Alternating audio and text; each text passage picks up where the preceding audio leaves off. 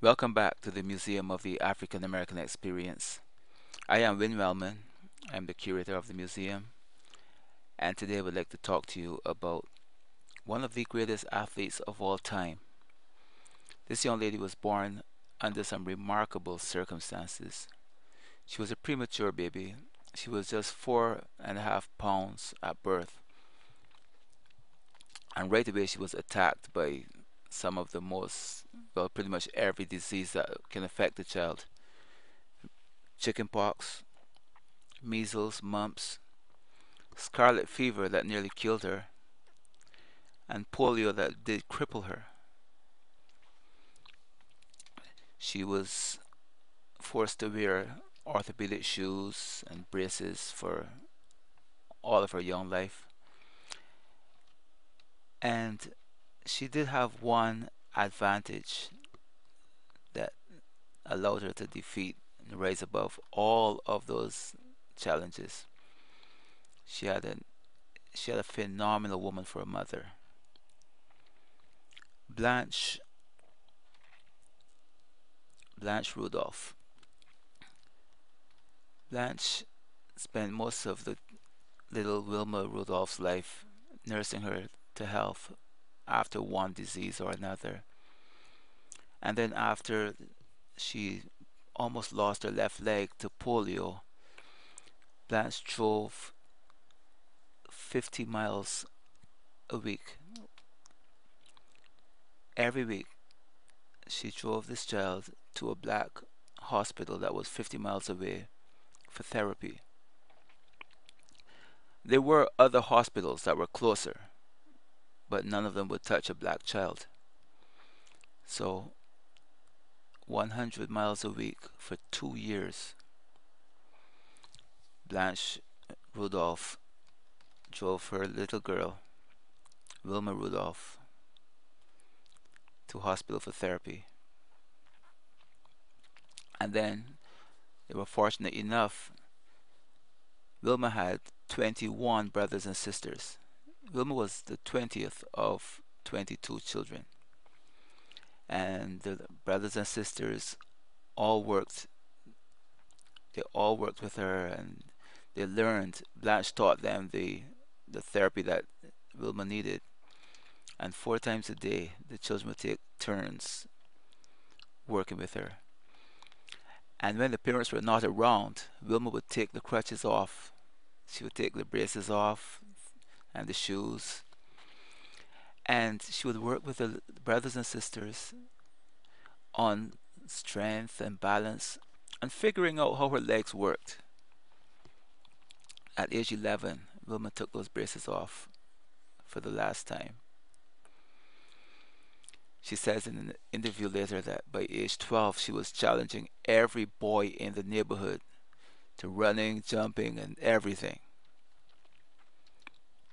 In high school, she wanted to play basketball. Wilma loved basketball, but the coach didn't want to take the little sickly child. He really wanted her big sister Yolanda, but the girl's father, Ed, Ed Rudolph, he told the coach, "These girls come as a package. You want Yolanda, you take Wilma." So Wilma made it onto the team, and she was a phenomenon. This girl led the team to state championships. She led the state in scoring. She actually scored a state record, 49 points in a single game, shattered records everywhere. Her school, her high school, actually started an athletic program because of this child. At the age of 16, Wilma went to the Melbourne, Australia Olympic Games and came home with a bronze medal. She won a bronze in the 4x4, 4x100 relay.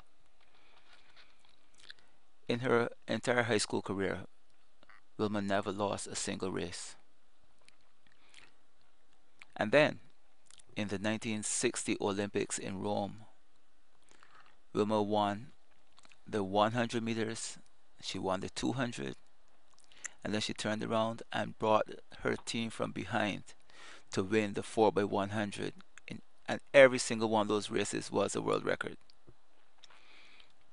They didn't give her the record on the 100 because of a tailwind. She was running with a wind. It was wind assisted. In this photograph, you can see her winning the 200 meters, and you can see how easily she came away with that, not even challenged. 2 years later, Wilma gave up athletics. She dropped out of the program. She said didn't want to run anymore. She traveled the world. She did some ambassador appearances. She did interviews. She became a school teacher. This fantastic woman ended up teaching second grade and, of course, coaching athletics. When she came home from Rome, her town, Clarksville, Tennessee, wanted to hold a parade in her honor. Wilma told them that she'd be happy to go to any integrated parade, but she would not appear at any segregated parade. So the very first event in the history of Clarksville, Tennessee that was not segregated was the parade in honor of Wilma Rudolph. They later named the street after her. Wilma won many, many awards. She won so many different awards and she deserved every one. She died